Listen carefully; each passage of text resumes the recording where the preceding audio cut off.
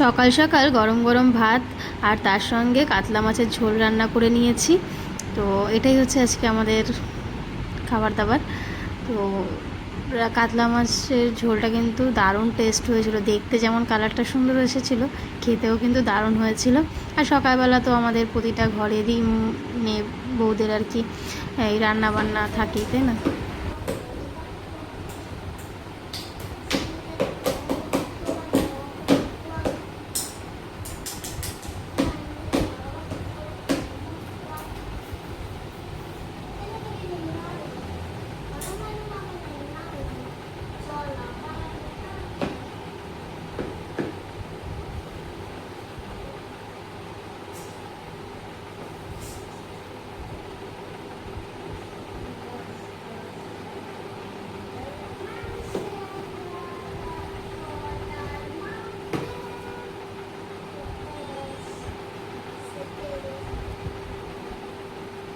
তাই গানটা গাও, যে গানটা গাচ্ছিলে।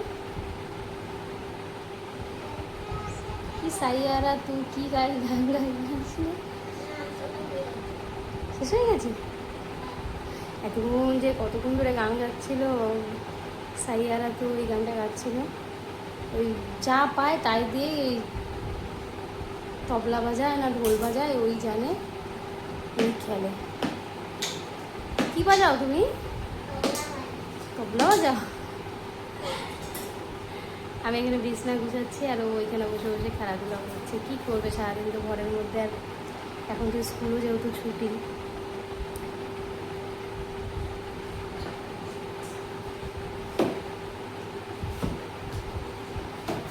ঠিক আছে, খেলাধুলা করো।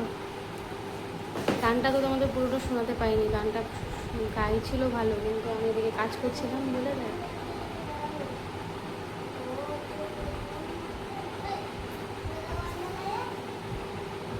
এখন তো বাড়িতেই থাকে ছেলে, স্কুল ছুটি আছে, সামার ভ্যাকেশনে 2 মাসের জন্য ছুটি।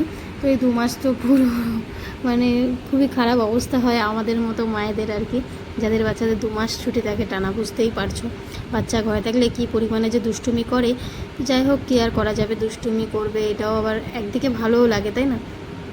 তো ও সারাদিন ঘরে ওই যে একা একা, তো কী করবে। এদিকে আমি বারান্দাটা মুছছি, আমার কাছে এসে বসে বসে গল্প করছে। আমি যা কাজ করছি আমার পাশে পাশে ঘুরঘুর ঘুরঘুর করছে। এটাই করে ও বাড়ি থাকলে, ঘুরঘুর ঘুরঘুর করে। আর ওই বসে বসে কী করে, গান গায়, এই এটা ওটা বাজায়, তবলা বাজায়। তো যাই হোক, ওর মতো খেলাধুলা করছিল। আর আমি এদিকে আমার কাজগুলোও তো করতে হবে, তাই না? যে এক গাবলা জামা কাপড় কেচে নিয়ে এসেছে, এই যে কদিন ধরে টানা, এই জন্মদিন, এই অনুষ্ঠান, এই পুজো টুজো, মানে সব কিছু মিলিয়ে মিশিয়ে অনেক জামা কাপড় পরে গেছে। তো আস্তে আস্তে ধুয়ে নেব। তো কিছুটা ধুয়েছি আর কিছুটা বাকি রয়েছে। তারপর সন্ধেবেলা এই যে রেডি হয়ে নিয়েছি আমরা সবাই মিলে। এখন যাব, আজকে একটা বার্থডে অনুষ্ঠান আছে, কালকেই তোমাদের বলেছিলাম বৌদিদের বাড়িতে একটা অনুষ্ঠান আছে। তো আমার দাদার ছেলের জন্মদিন, তো সেইখানেই যাব আর কি। তো এখানে দেখো একটা গিফট নিয়ে আমার ছেলে বলছে আমি নিয়ে যাবো। আমি বলছি ঠিক আছে। তো এই গিফটটা আর কি ঘরে বসেই প্যাকিং করলাম, কারণ এটার মধ্যে একটা স্কুল ব্যাগ আছে, তো একটা ব্যাগে করে দিয়েছিল দোকানদার, ওরা আর প্যাকিং করে দেয়নি। তাই ভাবলাম বাচ্চা তো, তাই জন্য আর কি প্যাকিং করে দেওয়াটাই ভালো, মানে বেশি ভালো হবে, তাই না? তাই আমি বললাম ব্যাগে করে না দিয়ে প্যাকিং করে দিই ঘরে। মানে তো আমার বড় মানে প্যাকিং করার যা যা লাগে সব নিয়ে এসেছিলো, কিন্তু ওই যে নাম লেখার যে এইগুলো থাকে, কী বলে আর কি, নেম প্লেট যে স্টিকারগুলো থাকে, সেগুলো আর কি আনেনি। তা আমার বরকে বললাম তুমি এক কাজ করো, এই সাদা কাগজ কেটে তারপর তুমি ডিজাইন করে দাও। তো ও সেই মতোই করলো, মানে বলে না যে হঠাৎ বুদ্ধি, তো হঠাৎ বুদ্ধিতে কিন্তু অনেক সময় কাজ হয়, তাই না? হঠাৎ বুদ্ধিগুলো খুব ভালো কাজে লাগে। তো এই যে আমার বর লিখে দিয়েছে আমার ছেলের নাম। তারপরে যে আমরা চলে এসেছি বার্থডে বাড়িতে। এই যে এর আজকে বার্থডে, বরদান, ওকে সবাই বীর বলে ডাকে, আর নাম হচ্ছে বরদান রয়। তো এটা হচ্ছে আমার ভাইপো। তো আমার ছেলে দেখো ওর পাশে গিয়ে বসে পড়েছে, আর ওদিকে ওর ছোট্ট বোনটা, ও বসবে ওর দাদার পাশে, সেই জন্য কান্নাকাটি করে। পরে আবার আমার ছেলেকে ওখান থেকে উঠিয়ে দিলাম। ও আবার ছোট বাচ্চা তো, বুঝতেই পারছো, ও দাদার পাশে বসবে। তো এখন এই যে সবাই চলে এসেছে, এখন কেক কাটিং হবে। চলো রেডি।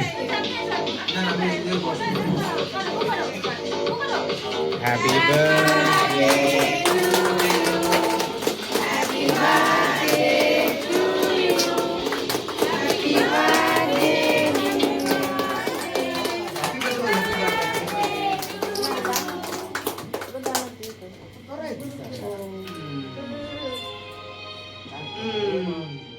তো কেক টেক কাটা হয়ে গেছে, এখন আছে যে ওর বাবা ওকে খাইয়ে দিচ্ছে, আর এখন ও সব বাচ্চাদেরকে একটু একটু করে খাইয়ে দেবে। এরপরে সবাই আর কি আশীর্বাদ করবে। ওই দেখো পুচকিটা পাশে বসেছে, পুচকিটা না তুত্তুর তুত্তুর করতেই থাকে, খুব মিশুকে জানো তো, সবার সাথে এমনি মেশে। তো ভাই বোন দুজনকে খাইয়ে দিল। আর এদিকে দেখো আমার ছেলেকে বললাম তুমি গিফটটা দিয়ে আসো, কারণ ও গিফটটা দিতে চাইছিল। তো আমি একটা স্কুল ব্যাগ দিয়েছি, আর মাও ওদিকে গিফট দিয়ে দিয়েছে, মানে আমার বাবা মা একটা ড্রেস দিয়েছে, আমি দেখিনি কি ড্রেস। এদিকে মা আশীর্বাদ করে দিচ্ছে, গিফট দেওয়ার পর আশীর্বাদ করছে, আর তারপরে আমার বাবাও আশীর্বাদ করেছে, আমিও করেছি। তো এই আশীর্বাদই করি যেন ভালো থাকো, সুস্থ থাকো, আর অনেক সুন্দর হোক তোমার জীবন, আর খুব ভালো মনের একজন মানুষ তৈরি হও। এটাই সব থেকে বড় কথা, কি জানো তো, সব কিছুই মানে যা কিছুই হও না কেন, কিন্তু একজন ভালো মানুষ হওয়াটা সব থেকে বেশি জরুরি। আর সেটাই আশীর্বাদ করি আমি সমস্ত বাচ্চাদেরকেই, যে যেন ভালো মানুষ তৈরি হয়, কারণ মানুষ তো আমরা সবাই, তাই না, কিন্তু ভালো মানুষ হওয়াটা সব থেকে জরুরি।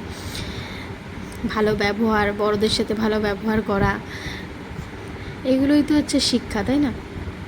তো যাই হোক, এখানে দেখো বৌদি সবাইকে টুপি পরাতে ভুলে গেছে বাচ্চাদের, তারপরে যে সবাইকে টুপি দিল, আর এই যে বেলুন দিয়ে কিছুক্ষণ ফটো টটো তুললাম, ভিডিও করলাম।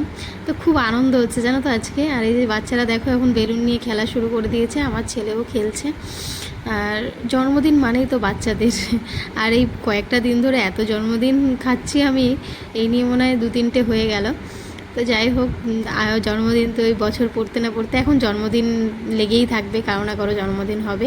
তবে ভালো লাগে, তাই না, বাচ্চাদের নিয়ে জন্মদিনে আসতে, কারণ জন্মদিনটা এমনই জিনিস যেটা বাচ্চাদের খুবই একটা কি বলবো, খুবই আনন্দের জায়গা একটা, তাই না।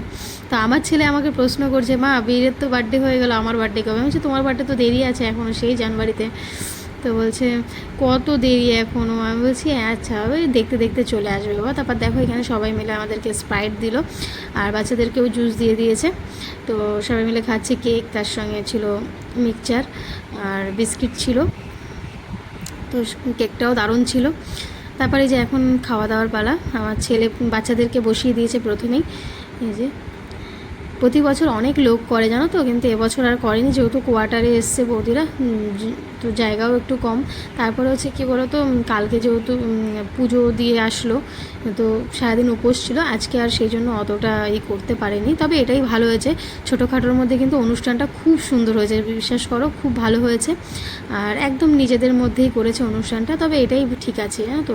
ওই বেশি মানে লোকজন করি তো ঠিকই, কিন্তু পরে কিন্তু কষ্ট হয়ে যায় জানো তো, অনেক মানে একার উপর মানে পড়ে যায় তো চাপগুলো, ভীষণ কষ্ট হয়। তো এদিকে বাচ্চারা খেতে বসে গেছে। আমার ছেলে কিন্তু একা একা খায় না, কিন্তু বাড়িতে খায় না, কিন্তু কোথাও গেলে ও বাচ্চাদের সাথে খেতে চায়।